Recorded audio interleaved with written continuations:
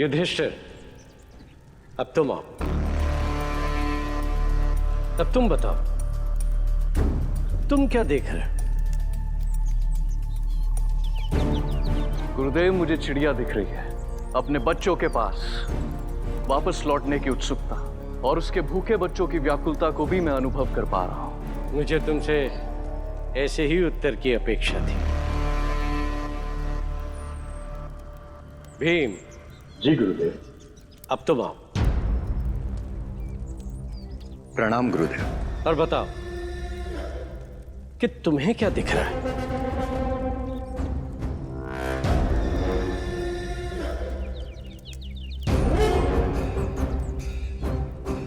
जी मुझे वो तुम्हारे मन में कोई शंका या संशय है किसी बात को लेके? हाँ गुरुदेव, मैं ये विचार कर रहा हूं कि जब मैं उस चिड़िया को अपने हाथों से ही मसल सकता हूं, तब मुझे इस धनुष बाण की क्या आवश्यकता है गुरुदेव?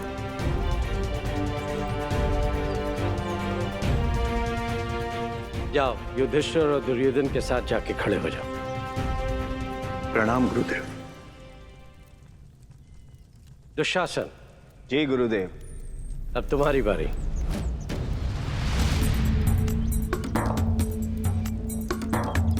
क्या दिखाई दे रहा है तुम्हें?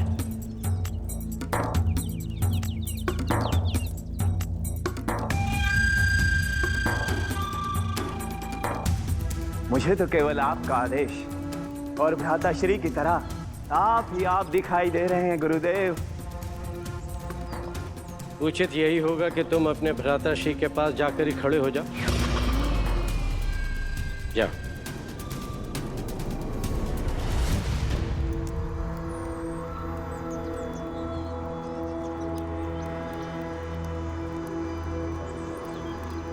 अश्वत्थामा, अब तुम्हारी बारी, आओ।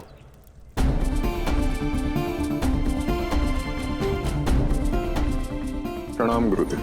क्या दिखाई दे रहा है तुम्हें?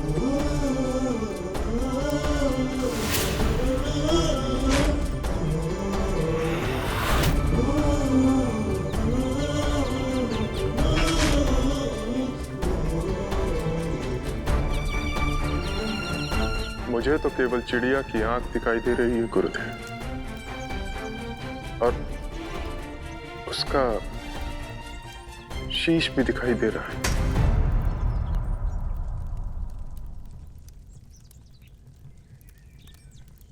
बाण नीचे करो अश्वत्थामा,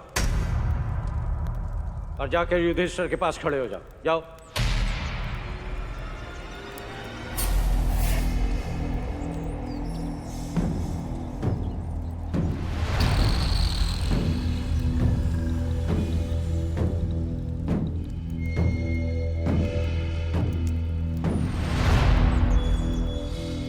अर्जुन। जी गुरुदेव। सामने आओ। आज्ञा दे गुरुदेव। क्या दिखाई दे रहा है तुम्हें?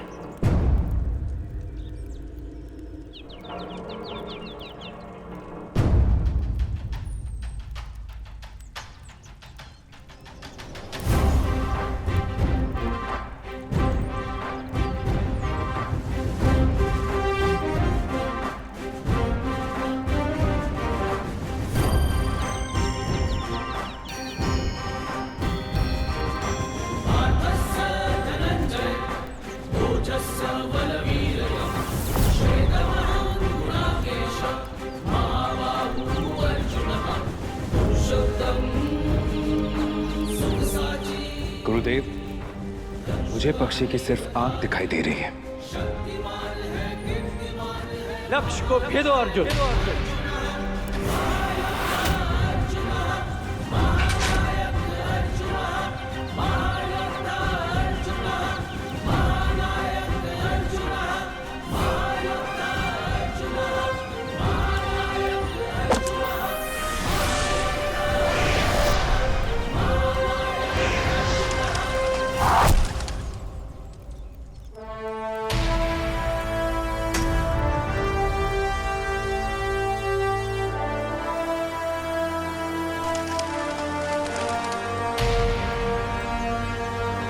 उत्तम, अति उत्तम। तुम केवल प्रशंसा के ही पात्र नहीं हो अर्जुन, अपितु तुमने यह सिद्ध कर दिया है कि तुम संसार के सर्वश्रेष्ठ धनुर्धर हो।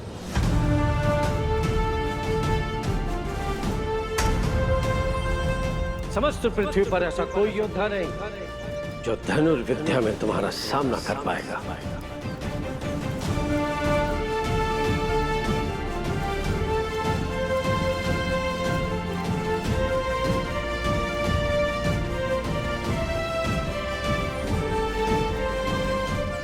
मैं जानता हूं कि तुम सभी के मन में यह प्रश्न अवश्य उठ रहा होगा कि मैंने केवल अर्जुन को ही लक्ष्य भेदने को क्यों कहा।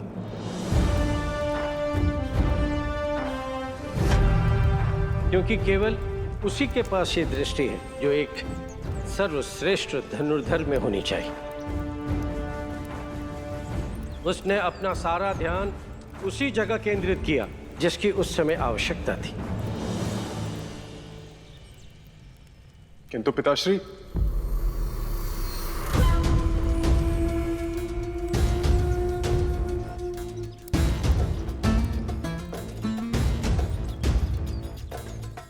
क्षमा कीजिए गुरुदेव,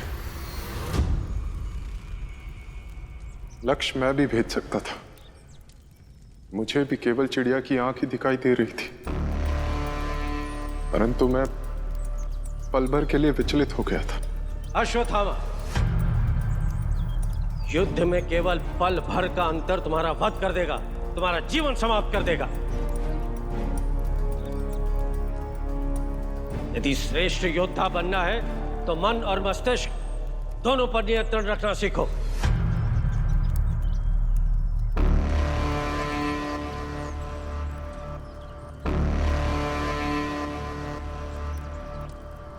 अन्यथा जय और पराजय दोनों ही तुम्हारे लिए अभिशाप बन जाएंगे।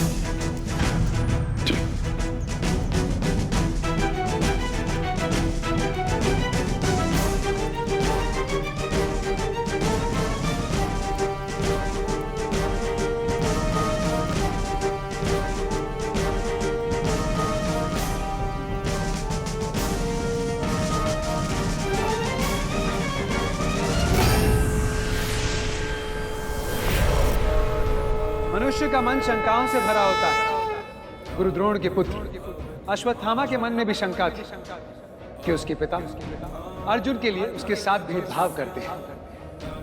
किंतु एक सत्य यह भी था कि वे अपने पुत्र अश्वत्थामा को जीवन की सभी सुख सुविधा देने के लिए वचनबद्ध थे।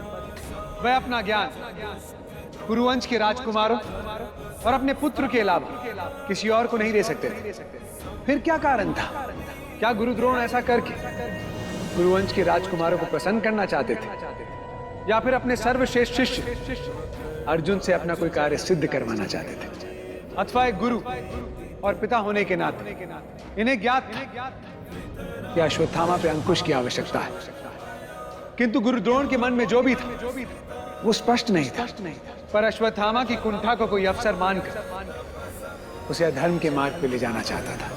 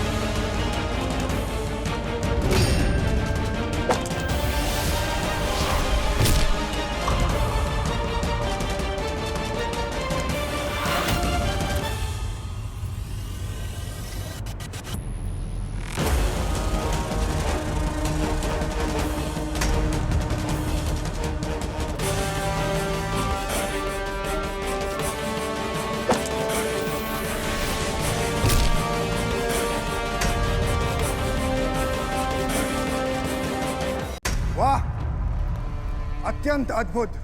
मित्र अश्वत्थामा, तुमने एक नहीं 10-10 चिड़ियाओं की आग भेज दी। क्यों दुशासन? अत्यंत अद्भुत, चमत्कारी, अदम्य साहसी। सत्य कहा आपने भ्राताश्री।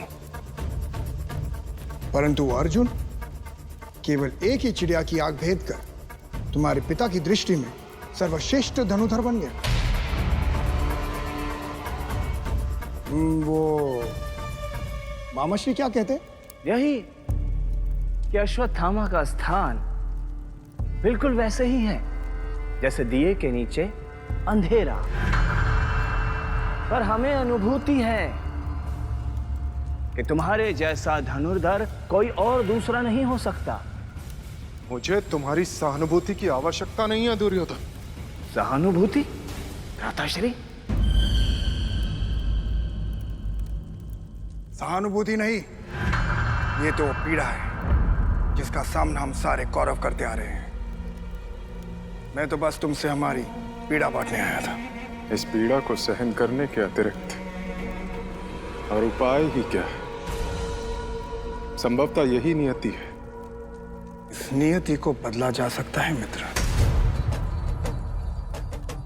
कैसे? मित्र, मेरे गदा में शक्ति है और तुम्हारे पान अचूक हैं। यदि हम मिल जाएं, तो अर्जुन और भीम को पराजित कर सकते हैं। मुझे उस अर्जुन को पराजित करने में कोई रुचि नहीं।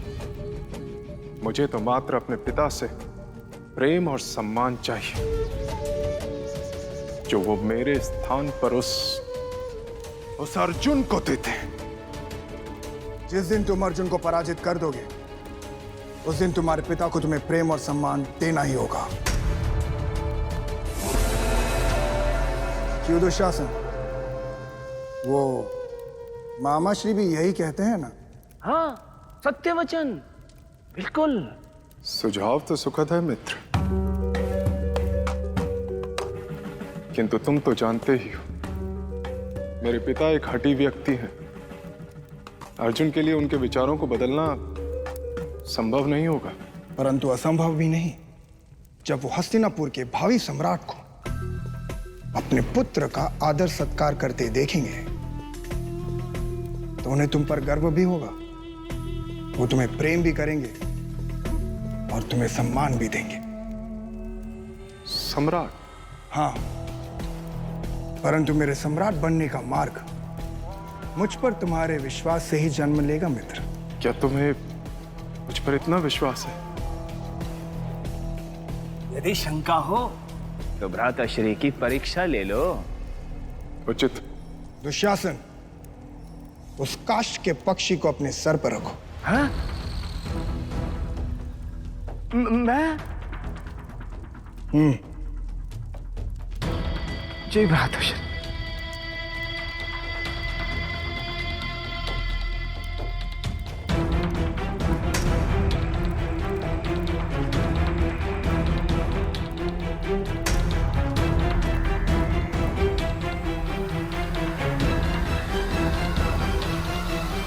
लो मित्र, ये तुम पर मेरे विश्वास का प्रमाण है। तुम्हारा बाण मेरे प्रिय भ्राता के सर को नहीं, अपितु उस काष्ठ की चिड़िया को चीर देगा।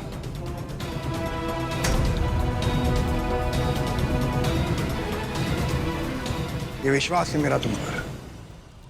बाण साधो मित्र।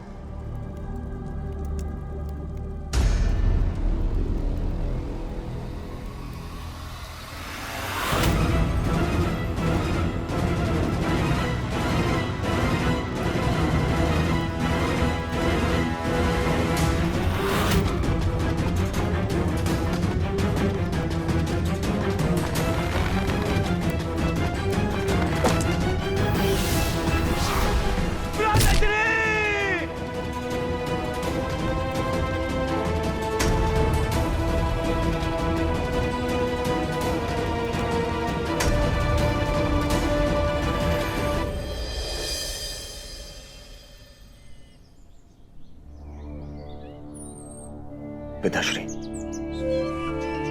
मुझे आशीर्वाद देकर गुरुकुल की ओर प्रस्थान करने की आज्ञा दें। उठो पुत्र,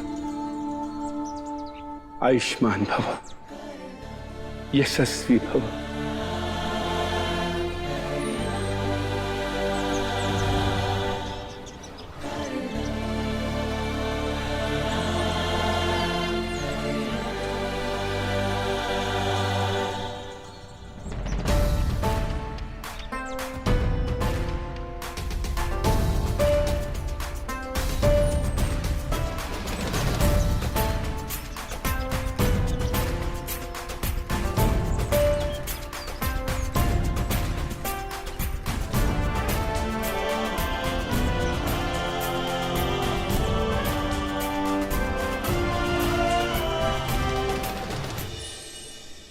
अरे माते, ये अश्रु क्यों? मैं कहीं भी जाऊं, कितना भी यश और पराक्रम पालूं, रहूंगा तो केवल आपका राधे ही ना। पुत्र, परमात्मा तुम्हारे प्रण तुम्हें सफल कर।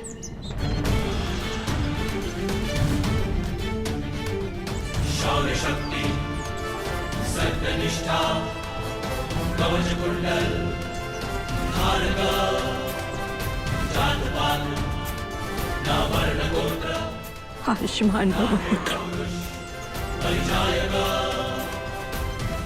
सूर्य पुत्र, बलवीर कर्ण, कुंती पुत्र, दानवीर कर्ण, सूत पुत्र, रणवीर कर्ण, है युग पुरुष महानायक, है युग पुरुष महानायक।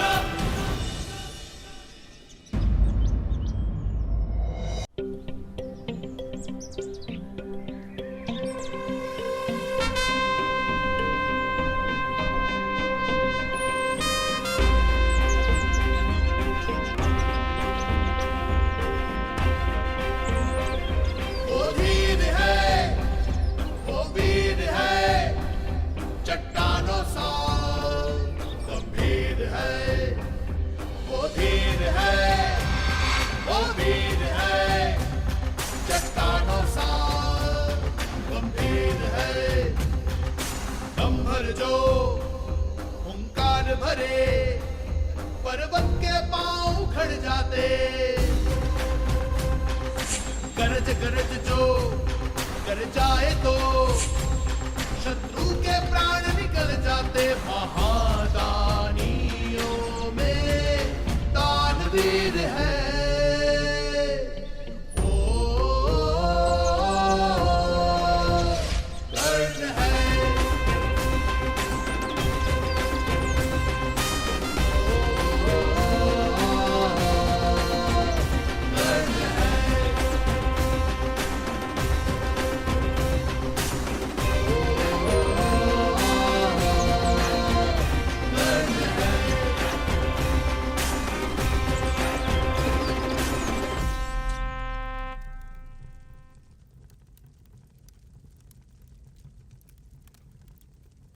अंततः मुझे मेरे नए जीवन का दिशाद्वार मिल ही गया।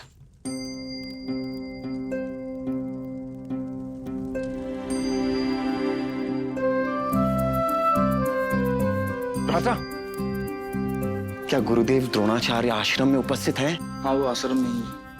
मैं उनसे मिलने आया हूं। किसी भी अस्त्र शस्त्र को धारण करते समय तुम्हें उसके विषय में जानना अति आवश्यक है। शस्त्र एक शक्ति होती है जिसका केवल एक ही धर्म होता है, और वो है संहार करना। उसके लिए अपने धारणकर्ता के चरित्र अथवा उसके उद्देश्य कोई नहीं होता।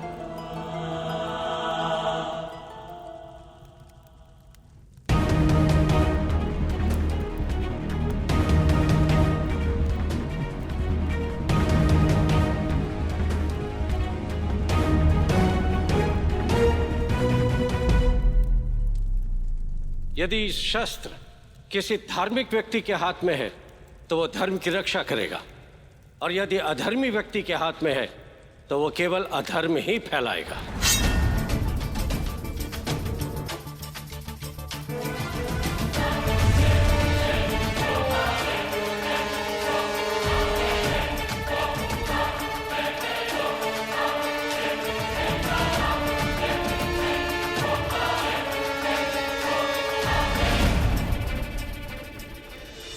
उसी प्रकार शस्त्र जिस योद्धा के हाथ में जाता है उसी की प्रकृति धारण करता है और उसी के उद्देश्य को पूर्ण करता है।